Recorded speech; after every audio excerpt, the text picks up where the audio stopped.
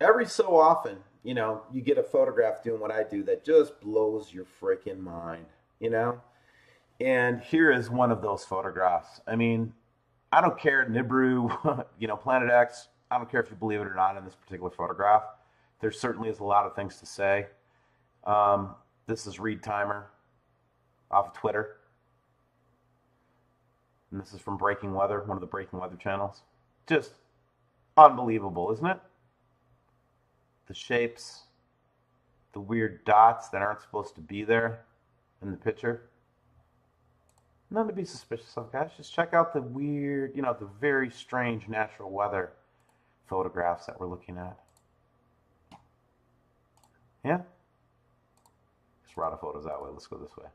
So anyway, just some really cool freaking... Hi. Okay, so this is David Begnot, and lay guy, right? Just like me, just like you, just a dude in Puerto Rico. And guys, I mean, it's a brilliant report. And so I'm going to play a part of it.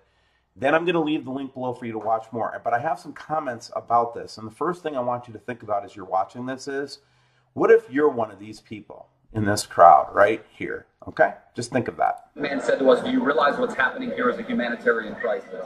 You've got 1,000 people. The majority of them, I'd say 95%, are Americans, fanning themselves with cardboard. Some people who've slept here for the past 4 nights, they haven't been given cots. Nobody's handing out water. Nobody's handing out food. There are no airline representatives at the counter. There's also no power in this terminal. Delta has called it a logistical nightmare. American has said we're bringing in relief flights with 70,000 pounds of relief supplies. Some people say they were told by United yesterday there would be 1 relief flight going out today with 200 seats. First thing to notice is that, a lot of times we think we're going to hold an airline accountable or whatever. It's called normalcy bias, right? In a normal world, okay, when everything's working the way it's supposed to, if the airline shut down, they come out with water and food, and they'll give you a free ticket and put you up in a hotel. But guys, normalcy bias, as you can see here, doesn't work because these people have been standing here for 3 days waiting for even a person to come to the ticket counter.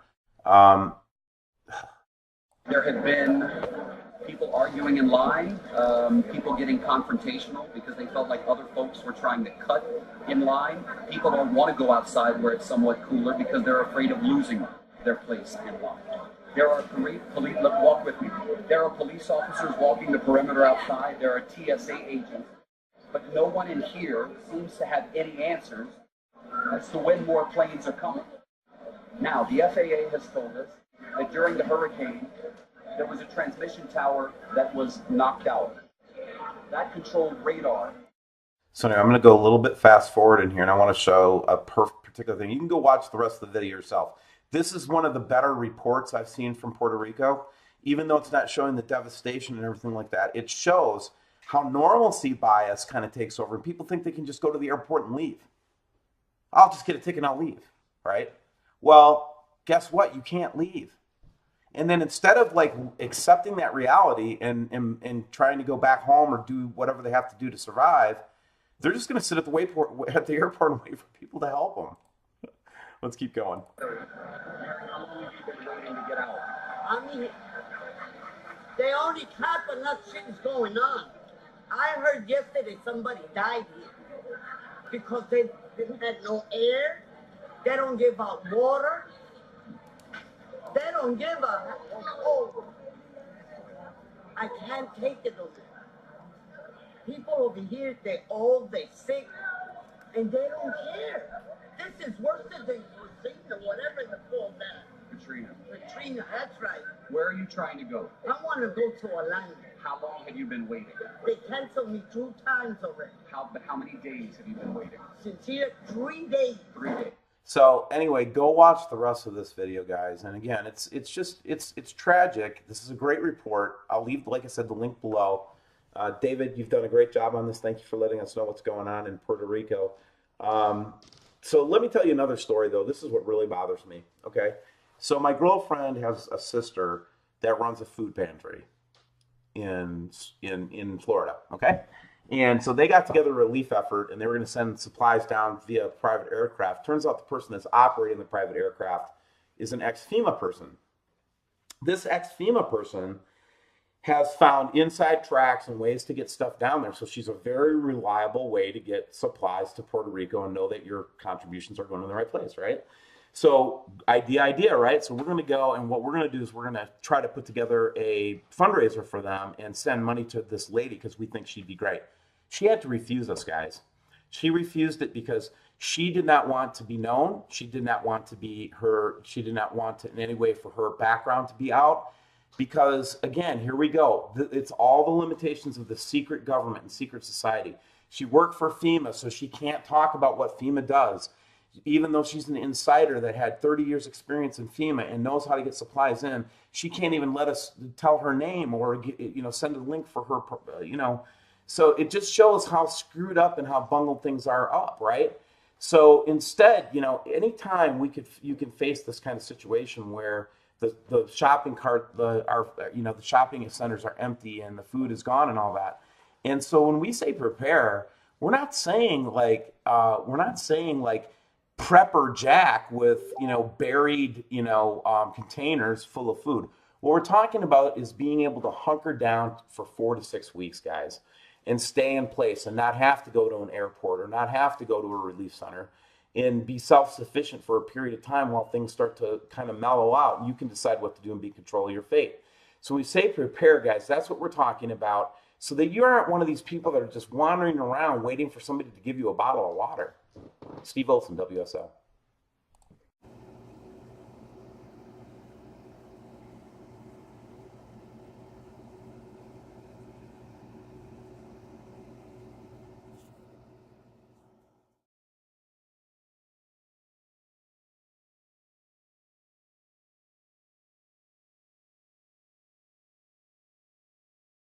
Steve Olson, this is WSL. And this is taking a look today at Misty Fjord South. We're getting an amazing apparition of some of the planet, or what we think they've been obfuscating, plus more evidence of the parabolic mirror system that they're using to obfuscate it. But check it out, man. Check this out. So anyway, this is like your normal morning up at Misty Fjords, and then you start to see this refraction. I finally figured out why we get such a clear refraction in Misty Fjords. Why? Because of the water. The water is what's defeating the system. We basically are getting a double refraction, and that's why we're able to see it so clearly. And watch this thing pop out once we get behind the refractors. See, they started to get defeated a little bit, and now we're seeing a very clear reflection of this thing off the water. That's my theory anyway. I'm sticking to it. Check it out anyway. This is cool, isn't it? Whoa. Man, every time I see it on this camera, it just blows my freaking gourd off. And then, of course, what we get is this little refraction right here, this little reflection right here. And what I believe that is it's actually, it's doing its job to refract the light away from our eyes, but it can't defeat the water reflection. And that's why we can see it here. Now, check this out. I go a little bit further south, okay? I'm here at Misty Fjords. This is in Alaska. Now, in this camera, Minks Island South, which is just a little bit further west, is also on the water, as you'll notice. And the water is relatively smooth. Now, check this out. You'll see the double parabolic mirror very clearly being used to obfuscate that big planet that we were looking at, or whatever the hell it is, iron ball, whatever it is, right? And so that is the parabolic mirror. Now check it out. I can, even show it to you in the water here. Look at this. See the reflection of it right there? Right in the water. Now, again, that's that double parabolic mirror is what I believe it is. It could be something else. I could be wrong. What do you think? Let me know. Comments below. I'll leave my comments open as long as people are nice, That's the way I roll with that stuff. Let's take a look at Solar Ham right now. Check it out. The recent readings here show that we got another bump, and I do believe this is from that continual CME outburst. And we're going to see little bumps like this in the K4, K+4 range. today a 6, a 5, and then, and that's your consolidated conditions. What you're looking for is that purple.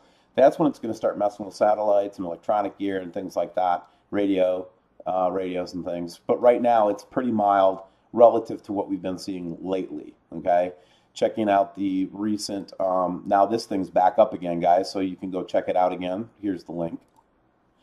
And basically you can go check and see now that they've got this thing back up again, that we can see the strange patterns again and the reverse pressure on the Earth. So everything's about the same as it was, but I would like to have seen what happened when that last CME rolled over the Earth.